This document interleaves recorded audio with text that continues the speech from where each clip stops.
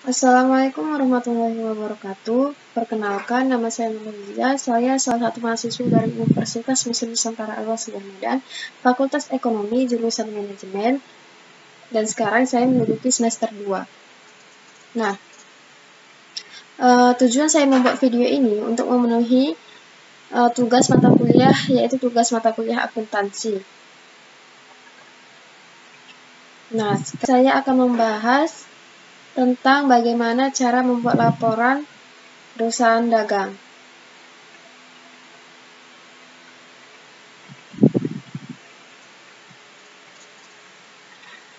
Pada video kali ini, saya akan membahas bagaimana cara membuat laporan keuangan perusahaan dagang. Oke, langsung saja kita masuk ke pembahasannya.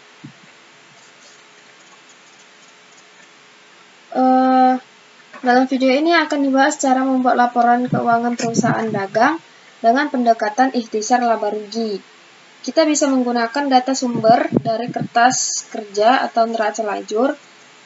Nah, karena yang akan kita buat menggunakan laporan pendekatan laba rugi, maka kita juga akan menggunakan kertas kerja yang dibuat menggunakan pendekatan ikhtisar laba rugi.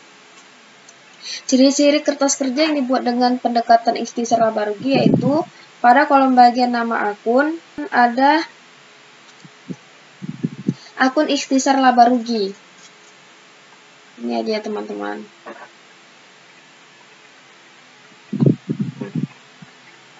Ini dia. Nah, jadi untuk membuat laporan keuangan, kita akan menggunakan data dari kertas kerja, khususnya kolom neraca saldo, kolom laba rugi, dan kolom neraca. Sedangkan kolom neraca saldo akan kita ambil datanya khususnya persediaan barang dagang awal. Lalu bagaimana dengan kolom jurnal penyesuaian, kolom neraca saldo disesuaikan. Kita tidak akan menggunakannya ya teman-teman. Jadi kita hanya melihat data dari kolom neraca saldo, kolom laba rugi, dan kolom neraca. Ketiga kolom inilah yang akan kita gunakan atau menjadi data sumber dalam pembuatan laporan keuangan perusahaan dagang dan pendekatan ikhtisar laba rugi. Jadi hanya yang tiga ini saja kita gunakan ya teman-teman. Sekarang kita akan menyusun laporan keuangan. Yang pertama yaitu laporan laba rugi. Studi kasus pada kurma sehat periode Maret 2021. Dalam menyusun laporan keuangan laba rugi, maka kita akan mengutip sumber dari kertas kerja di kolom laba rugi. Nah, dalam laporan laba rugi ini akan menyampaikan informasi tentang penjualan bersih, HPP, total bahan operasional, dan tentunya laba rugi perusahaan. Data yang pertama yaitu penjualan bersih. Langsung saja kita tulis penjualan saldonya yaitu Rp31.200.000.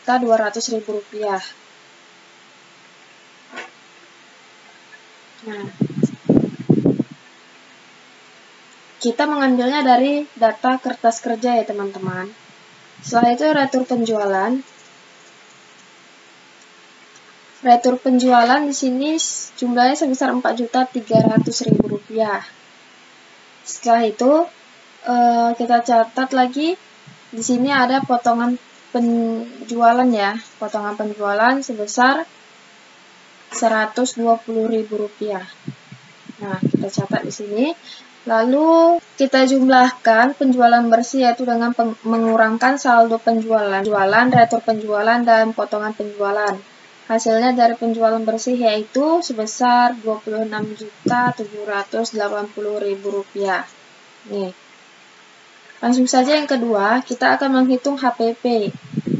Untuk menghitung HPP, yaitu dengan menambahkan persediaan barang dagangan awal dengan pembelian bersih, kemudian dikurangi dengan persediaan barang dagangan akhir. Kita tulis dulu persediaan barang dagangan awal. Nah, persediaan barang dagangan awal sebesar Rp7.500.000. Setelah itu, kita tulis di sini pembelian sebesar Rp24.950.000. Nah, saldo persediaan barang dagangan awal bisa kita lihat pada kertas kerja. Kolom neraca saldonya yaitu Rp7.500.000. Berikutnya kita akan menghitung pembelian, saldonya di kolom laba rugi kertas kerja, saldonya yaitu Rp24.950.000. Selanjutnya, kita akan mencatat retur pembelian dan potongan pembelian saldonya. Saldo retur pembelian yaitu sebesar Rp1.350.000 dan saldo potongan pembelian yaitu Rp276.000. Nah, sekarang kita jumlahkan saldo retur pembelian dan potongan pembelian, hasilnya yaitu Rp1.626.000. Nah, sekarang kita sudah bisa menghitung pembelian bersih dihitung dari Rp24.950.000 dikurangi dengan Rp1.626.000, hasilnya sama dengan Rp23.324.000.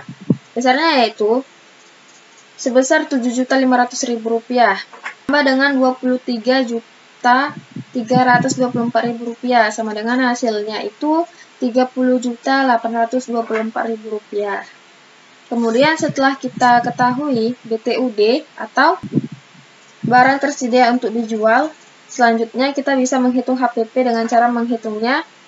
Menghitung BTUD yaitu sebesar Rp30.824.000 dikurang dengan persediaan barang dagangan akhir yaitu sebesar Rp7.950.000.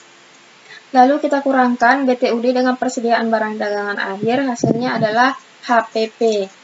Nah, itu adalah cara menghitung HPP-nya. Berikutnya kita bisa menghitung laba kotor.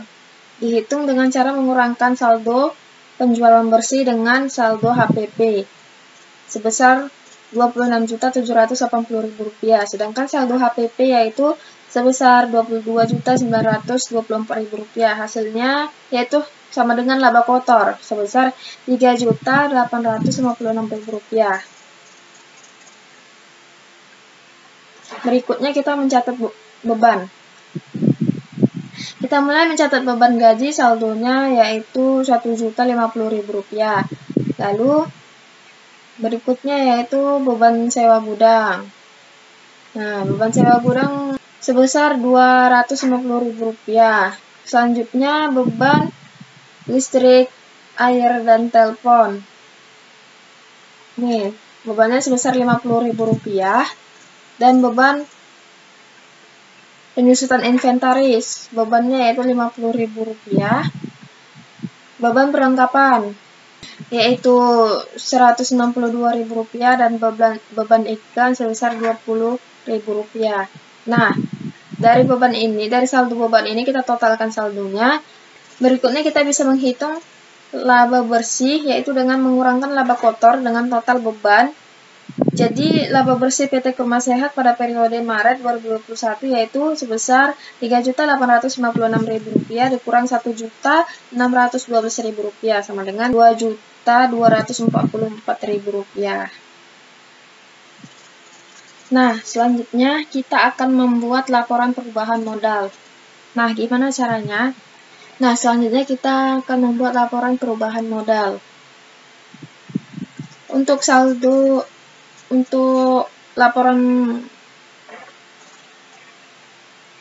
perubahan modal, kita tulis dulu saldo awal besar Rp14.500.000. Ini ya teman-teman modal. Nah, jadi kemudian diketahui saldo laba bersih yaitu Rp2.244.000.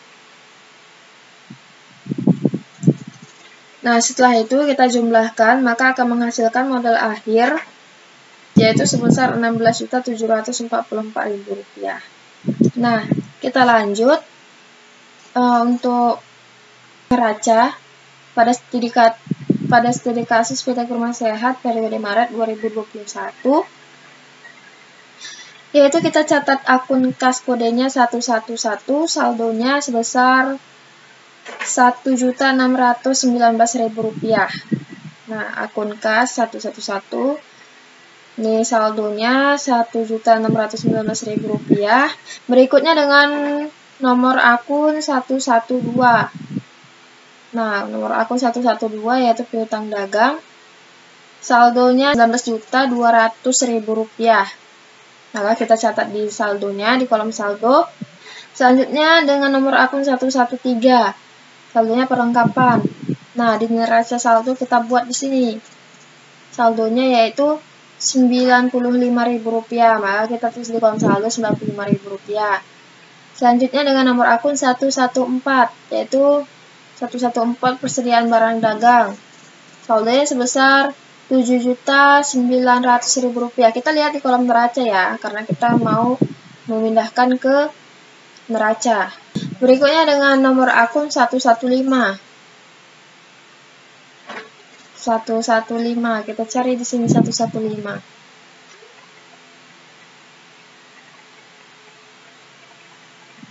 Nah, ternyata beban sewa gudang dibayar di muka. Saldonya sebesar Rp250.000. Maka kita catat di kolom saldo di bagian neraca Rp250.000. Selanjutnya dengan nomor akun 121, yaitu ternyata inventaris. Saldonya sebesar Rp4.250.000.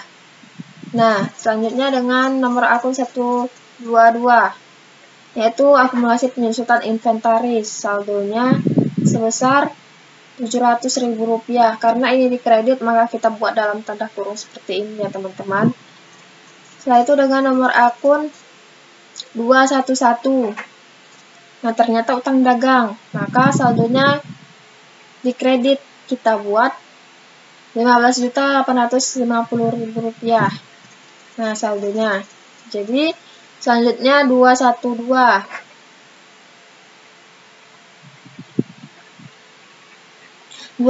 Ternyata utang iklan. Maka saldonya Rp20.000 di bagian kredit. Dan 311 yaitu modal sebesar Rp16.744.000 kita buat di sini. Nah, lalu saldonya ini kita jumlahkan. Hasilnya sama dengan Rp32.614.000. Dan begitu juga pada saldo di pasifa. Hasilnya yaitu Rp32.614.000. Nah, jadi saldo di aktiva dan saldo di pasifa ini jumlahnya harus balance. Maka dari situ kita bisa melihat kebenarannya. Jika balance berarti yang kita kerjakan benar, dan jika tidak balance mungkin ada yang salah dari kertas kerjanya, penghitungan dari kertas kerjanya. Oke. Terima kasih teman-teman atas perhatiannya. Apabila kata-kata saya banyak yang salah, mohon dimaafkan karena saya memang lagi tahap belajar, jadi harap dimaklumi. Wabillahi taufiq wal hidayah. Wassalamualaikum warahmatullahi wabarakatuh.